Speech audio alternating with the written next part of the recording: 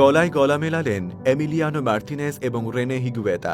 এমিকে বলা হয় বর্তমান সময়ের পাগলাটে এক গোলরক্ষক, যিনি গোল ঠেকিয়ে যেমন বিখ্যাত আলোচিত, তেমন নানা অঙ্গভঙ্গি দিয়ে, তবে এমির চেয়েও কয়েকগুণ পাগলাটেও আলোচিত ছিলেন রেনে হিগুয়েতা। তার ব্যাপারে জানলে যে কারো চোখই কপালে উঠবে। ফুটবল মাঠে ৯০ মিনিট যা করতেন হিগুয়েতা, এজন্য লোকে তাকে এল লোকো বা পাগল হিসেবে ডাকতেন। তার একটি সেভকে ধরা হয় ফুটবল ইতিহাসের সবচেয়ে ক্রেজিয়েস্ট সেভ হিসেবে। গোলকিপিংয়ে তার অনন্য স্টাইল, সাহসী পদক্ষেপ এবং নতুন ঘরানার খেলার ধরন তৈরির জন্য এখনও ফুটবল প্রেমীদের মনে গেঁথে আছে তার নাম। পেলে, মারাদোনা পারেননি এমন কাজও পেরেছেন রেনে।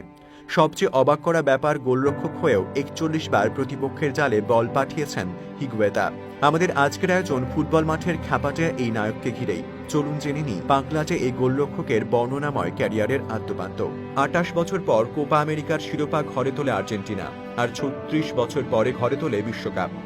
এসব কীর্তির অন্যতম রূপকার ছিলেন দলটির গোলরক্ষক এমিলিয়ানো মার্তিনেজ।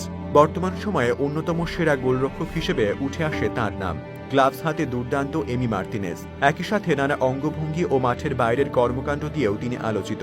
সম্প্রতি এমি মার্তিনেজের দেখা হচ্ছে কলম্বিয়ার সাবেক গোলরক্ষক রেনে হিগুয়েতার সাথে। দুই সময়ের সেরা দুই গোলরক্ষককে এক ফ্রেমে দেখে যে শব্দটা সবচেয়ে বেশি উচ্চারিত হয়েছে, সেটি হচ্ছে পাগলাটে। এমির ব্যাপারে তো জানাই আছে সকলের, তবে রেনে হিগুয়েতার কাছে যেন কিছুই না এমি মার্তিনেজ।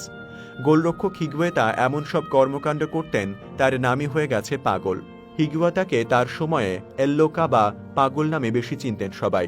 কলম্বিয়ান এ রেনে হিগুয়েতা বিখ্যাত ছিলেন গোলরক্ষক হিসেবে তার ঝুঁকি নেওয়ার সক্ষমতার জন্য।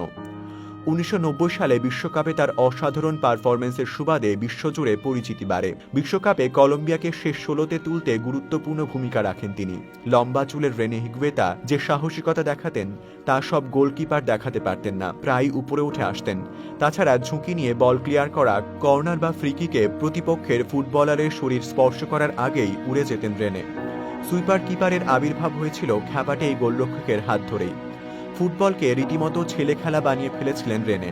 গোলকিপিংয়ে তার অনন্য স্টাইল, সাহসী পদক্ষেপ ও নতুন ধরনের খেলা তৈরির জন্য ফুটবল ইতিহাসে অমর হয়ে থাকবেন রেনে হিগুয়েতা। তার খেলার ধরনের মতো ব্যক্তিত্বও ছিল দারুণ খোলামেলা এবং ঠোঁটকাটা স্বভাবের।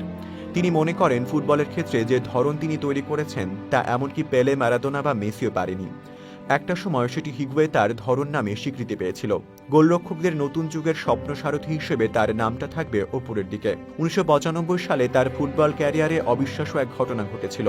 ইংল্যান্ডের ফুটবলার জেমি রেডন্যাপ একটি গোলমুখী শট হাঁকিয়েছিলেন। ঠিক সেই সময় অ্যাক্রোবেটিক স্টাইলে হিগুয়েতা গোলটা সেভ করেছিলেন।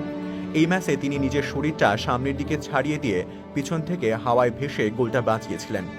তার সেই সেভকে ফুটবল ইতিহাসের ক্রেজিয়েস্ট সেভ বলে গণ্য করা হয়। তবে শুধু গোল সেভ নয়, গোল করাতেও ছিলেন সমান পারদর্শী। গোলের খেলা, ফুটবলে গোল স্কোরের কথা উঠলেই মাথায় আসবে কোনো স্ট্রাইকার, মাঝমাঠ কিংবা রক্ষণ দুর্গের ফুটবলারের নাম। কিন্তু গোলরক্ষক হয়েও যে গোল করা যায়, পাগলাটে পারফরম্যান্সে বিশ্ববাসীকে চেনানো যায়, তারই প্রতিচ্ছবি ছিলেন রেনে হিগুয়েতা। অবিশ্বাস্য শোনালেও তার বর্ণাঢ্য ক্যারিয়ারে গোলরক্ষক হয়েও ৪১ বার প্রতিপক্ষের জালে বল পাঠিয়েছেন হিগুয়েতা। তার দারুণ পারফরম্যান্সের জন্য নিজ দেশ এবং ক্লাবের হয়ে ফ্রি কিক, পেনাল্টি কিক নিতে হতো। এই কারণেই এত গোলের সুযোগ পেয়েছেন। যদিও ব্যক্তি জীবনে তিনি বারবার জড়িয়ে পড়তেন অপরাধমূলক কার্যক্রমের সাথে, নিষিদ্ধ হয়েছিলেন কয়েকবার। তার বর্ণনাময় ফুটবলীয় ক্যারিয়ারের শেষ হয় ২০০৮ সালে। তবে ২০১০ সালে এক চ্যারিটি ম্যাচ দিয়ে ২৪ বছরের দীর্ঘ এক ক্যারিয়ারের ইতি টানেন হিগুয়েতা। প্রিয় দর্শক, এই ছিল আমাদের আজকের আয়োজন। এতক্ষণ সঙ্গে থাকার জন্য আপনাকে অসংখ্য ধন্যবাদ।